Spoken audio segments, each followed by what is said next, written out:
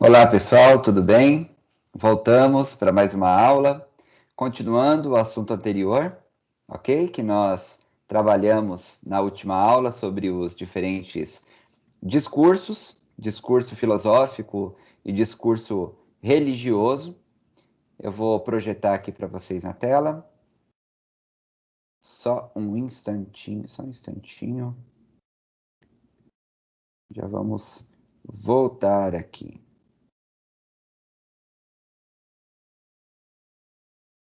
De onde estávamos.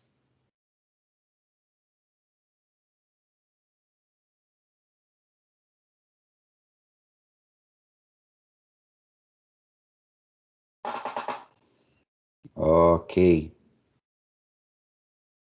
Então,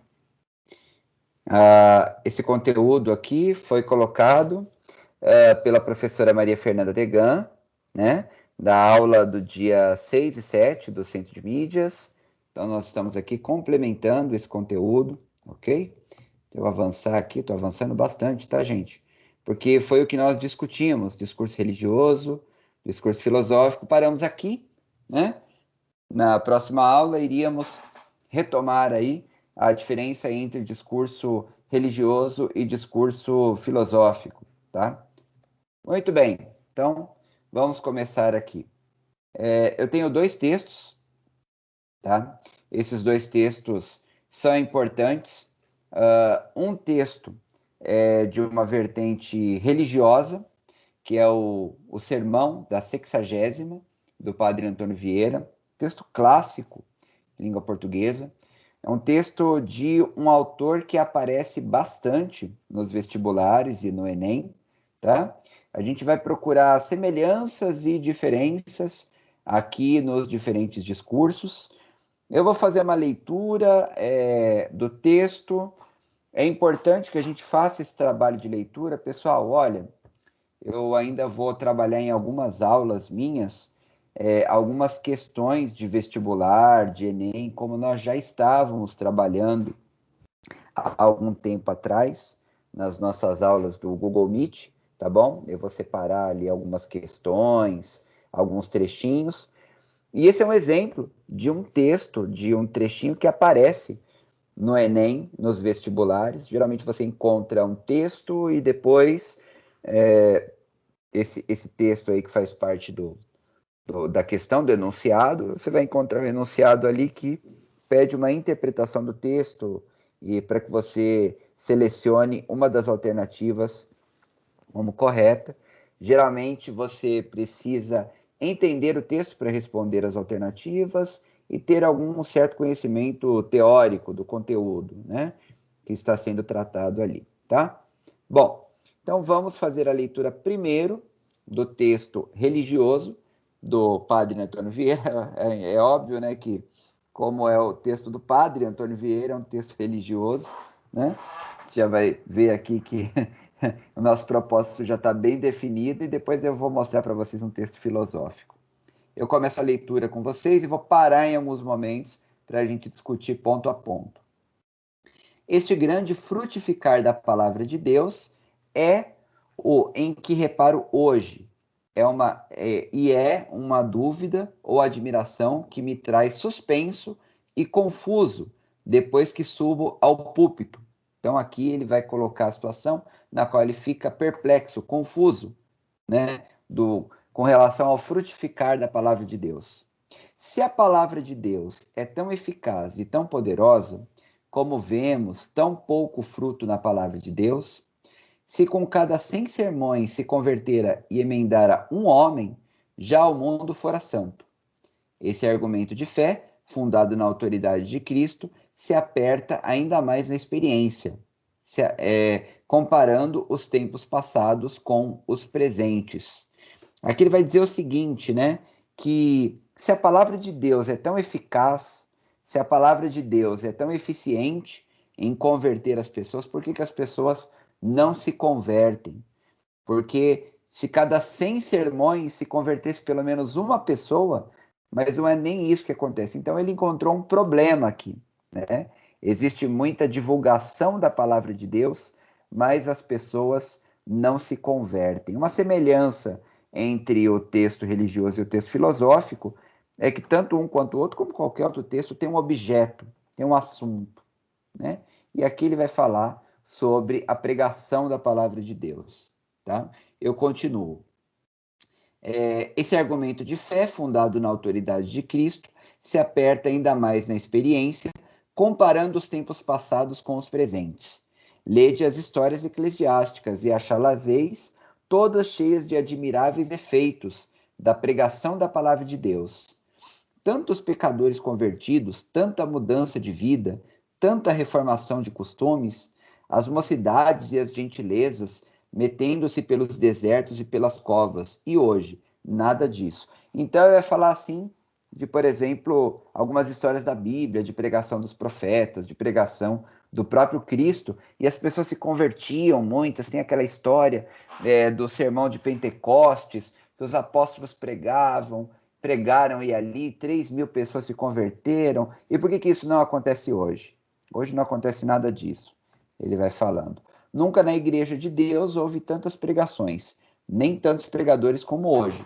Pois se tanto se semeia a palavra de Deus, como é tão pouco fruto, não há um homem que em um sermão entre em si e se resolva. Não há um moço que se arrependa. Não há um velho que se desengane. Que isso? Assim como Deus não é hoje menos onipotente, assim a sua palavra não é hoje menos poderosa do que dantes era. Pois se a palavra de Deus é tão poderosa, se a palavra de Deus tem hoje tantos pregadores, por que não vemos hoje nenhum fruto da palavra de Deus? Esta tão grande e importante dúvida será a matéria do sermão. Quero começar pregando-me a mim. Então ele vai falar então desse preâmbulo, nessa introdução aqui, sobre por que as pessoas não se convertem, se a palavra de Deus continua tão poderosa e Deus continua onipotente, tá? Guardem aí os temas que nós vimos e agora a gente vai ver o segundo texto. Vamos ver o segundo texto. Esse texto foi escrito pelo filósofo David Hume, um filósofo ali que nasceu em 1748, tá? Diferente do padre Antônio Vieira, isso não tem tanta importância aqui, que nasceu em 1655. São textos antigos, mas é importante a gente notar o período histórico de cada um, tá? E aqui é um texto que já começa com uma forma diferente, porque ele não é um sermão, né? Ele não é um sermão e assim, voltando aqui um pouquinho, né? O sermão da sexagésima geralmente é pregado numa igreja. Um sermão geralmente tem uma lição de moral, tem um ensinamento, tem uma doutrina, né? Uma das características do discurso religioso é a doutrina, o ensino do que diz a palavra de Deus, dos dogmas da palavra de Deus. O que é um dogma? Um dogma é uma verdade inquestionável. Por exemplo, que Deus existe e Deus é todo-poderoso. Isso é um dogma da igreja, né? Não dá para você questionar isso, porque se você questionar isso, você não vai para lugar nenhum, né? Então, isso está na palavra de Deus e precisa ser aceito, não pode ser questionável, que a Bíblia é a palavra de Deus. Isso é um dogma também, né? Você não pode questionar esse tipo de verdade religiosa, tá? Então, aqui a gente vai para uma outra forma de texto, né? Que é um ensaio. O que é um ensaio, né? Ensaio, ele pode significar ali um ensaio de uma peça de teatro, que as pessoas vão se preparando para apresentar uma peça de teatro, um ensaio musical, as pessoas estão ensaiando para tocar uma música e tal. O ensaio aqui na literatura, nos textos científicos, filosóficos, né, na literatura, ensaio, ele é um texto mais livre, ele tem um outro significado, né? Ele é um texto mais solto, um texto mais livre, começa num assunto, aí depois começa a falar de um outro assunto, aí depois volta para o assunto anterior, aí depois corre um pouco mais solto, enfim, é um texto que não tem uma ordem assim muito rígida, certo? Ele trata de diferentes assuntos. Então, esse ensaio sobre entendimento humano é um texto sobre o entendimento humano, sobre a nossa forma de entender, compreender a inteligência, percepção e tudo mais, né? Do filósofo David Hume. Começa a seção primeira das diferentes classes de filosofias, diferentes tipos de filosofia, a filosofia moral ou ciência da natureza humana pode ser tratada de duas maneiras diferentes. Eu começo a leitura do texto e aqui ele vai falar, né, dos tipos de filosofia, e ele começa falando que a filosofia moral ou ciência da natureza humana pode ser tratada de duas maneiras diferentes. Cada uma delas tem seu mérito peculiar e pode contribuir para o entretenimento, instrução e reforma da humanidade. A primeira forma de filosofia moral, considera o homem como nascido principalmente para a ação, como influenciado em suas avaliações pelo gosto e pelo sentimento, perseguindo um objeto e evitando outro, segundo o valor que esses objetos parecem possuir e de acordo com a luz sob a qual eles próprios se apresentam. Então, aqui, a primeira filosofia moral que ele explica é uma filosofia da ação. Como se admite que a virtude é o mais valioso dos objetos, os filósofos dessa classe pintam-na com as mais agradáveis cores e, valendo-se da poesia e da eloquência, discorrem acerca do assunto de maneira fácil e clara, o mais adequado para agradar a imaginação e cativar as inclinações.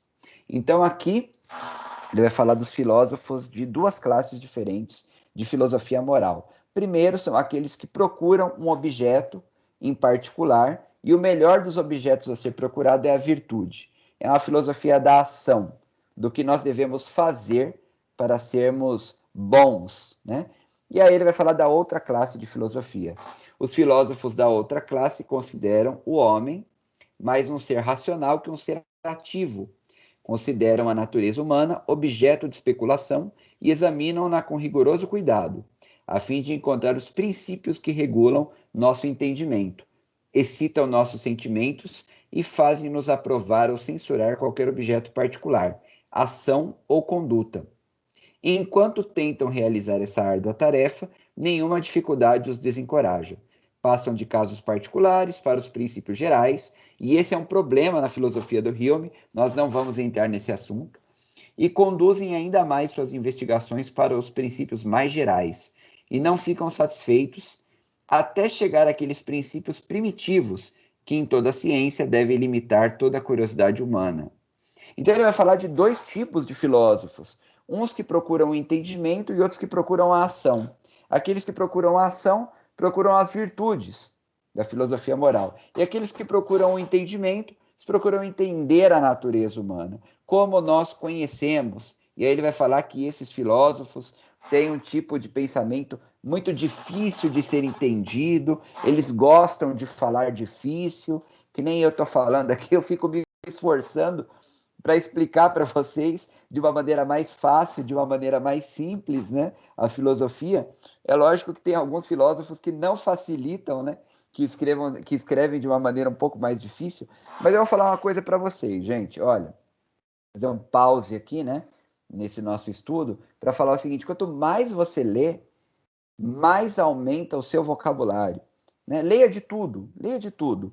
Leia Harry Potter, leia Percy Jackson, leia livros de romance, leia literatura brasileira clássica, leia textos de filosofia, leia de tudo, tá? Eu estou falando para você ler de tudo, porque quanto mais você lê, melhor será o seu vocabulário e mais rápido você vai ficar na leitura e vai entender na leitura. Então, pessoas que leem mais, que têm hábitos de leitura, que sabem ler melhor, né, que leem com uma fluidez melhor, vão se destacar mais no Enem e nos vestibulares. Isso que eu falo para vocês. Leia tudo, leia sites da internet, jornal, leia, exercite a leitura e a compreensão. Procure palavras no dicionário. É a prática que vai fazer de você um bom leitor. Vamos voltar para o assunto das diferenças entre os diferentes discursos aqui, o discurso religioso e o discurso filosófico. Vou ficar indo e voltando, tá, gente? Só para você não ficar com tontura, né, com enjoo. Então, qualquer coisa, não olha muito para a tela, não, tá? Mas eu vou explicar para vocês aí algumas diferenças entre o discurso religioso e o discurso filosófico. Em primeiro lugar, o discurso religioso é um sermão. Ele é um sermão moral, de ensinamentos. Nós devemos buscar a palavra de Deus. Nós devemos conhecer a Deus. Nós devemos melhorar os nossos sermões ou a pregação da palavra para alcançar mais pessoas para Cristo, tá? É basicamente o que o padre Antônio Vieira está dizendo. E ele está dizendo, fundamentado no quê? Na fé. Tá aí uma outra diferença, tá? Porque o discurso religioso, uma outra característica, né? O discurso religioso se baseia na fé, ele se fundamenta na crença. Você precisa aceitar o que está escrito na Bíblia, né? Para que você possa aceitar o que ele está dizendo ali no sermão. Então, primeira característica é que o texto do padre Antônio Vieira é um sermão, ele traz um ensinamento, e esse ensinamento, ele tem a ver com os dogmas, né, com as verdades inquestionáveis da igreja, da Bíblia, né, que Jesus Cristo veio em carne e ressuscitou, morreu e ressuscitou. É um dogma, é uma verdade inquestionável. Então se fundamenta nisso. Então é um texto sobre ensinamentos bíblicos, ensinamentos morais. Beleza. Texto de filosofia. É um texto que vai tratar do quê? De um assunto científico, né? De um assunto sobre o ser humano também. Não vai falar sobre Deus, vai falar sobre o ser humano. Mas não é um sermão. Ele é um texto livre, é um ensaio, como eu disse para vocês, né? É um texto que vai discutir diferentes concepções para chegar num outro ponto. Então, o David Hume, ele vai falar de alguns filósofos que têm uma determinada visão da filosofia, pensam assim, outros filósofos pensam de outra forma, só que eu, David Hume, penso dessa forma. Então ele vai criar ali um debate, tá? Então, nós temos aí a diferença que o texto do padre Antônio Vieira trata de ensinamentos morais e da fé inquestionáveis da Igreja Católica. O texto do David Hume trata de um debate, né? É um ensaio que vai tratar sobre diferentes formas de ver a filosofia, de ver o mundo, de ver o ser humano, e vai discutir isso, vai questionar esses pontos de vista, tá bom? Então, um trata de verdades inquestionáveis, outros não. Um trata de ensinamentos morais, o outro trata de uma característica do ser humano.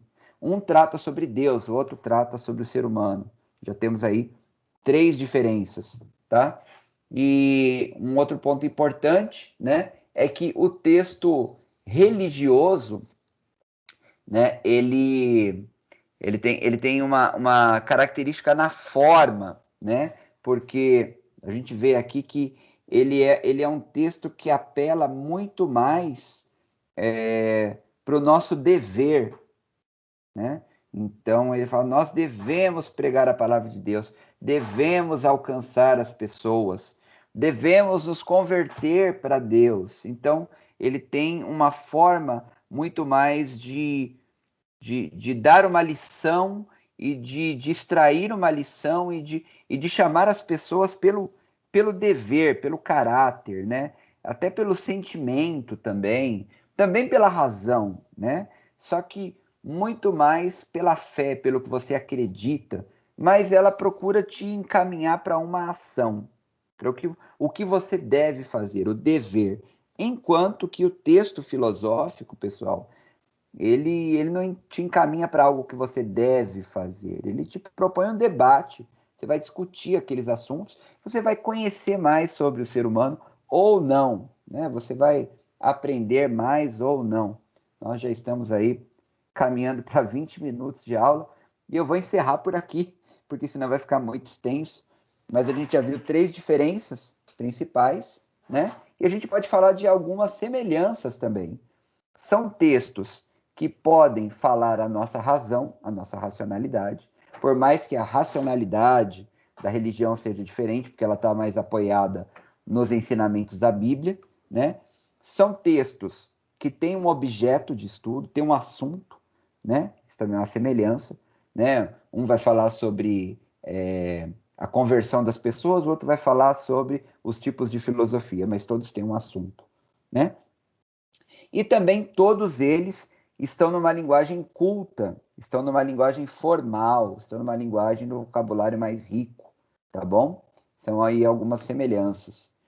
Algumas sugestões para vocês de sites que vocês podem entrar, isso aí vocês vão encontrar melhor ali no, nas aulas do Centro de Mídias. E você pode, isso aqui é mais para o pessoal ali do Centro de Mídias, né? Que você pode colocar se compreendeu a aula, se não compreendeu, mais ou menos. Se você quiser também colocar isso aí nos comentários do YouTube, eu posso olhar depois e a gente conversa, tá bom? Mas é mais para o pessoal do Centro de Mídias. Sugestões sempre são bem-vindas, tá, gente? Sugestões são sempre muito bem-vindas. Então, deixa eu parar aqui a apresentação. Vocês podem conversar comigo pelo WhatsApp, que você já tem o número, tá bom? Pelo Classroom, estou ali à disposição de vocês. E também, em breve, eu vou colocar à disposição de vocês o meu número no,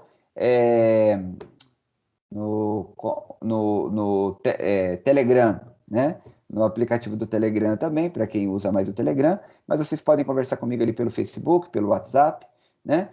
E qualquer dúvida, falem comigo, ok? Um grande abraço e até a próxima aula.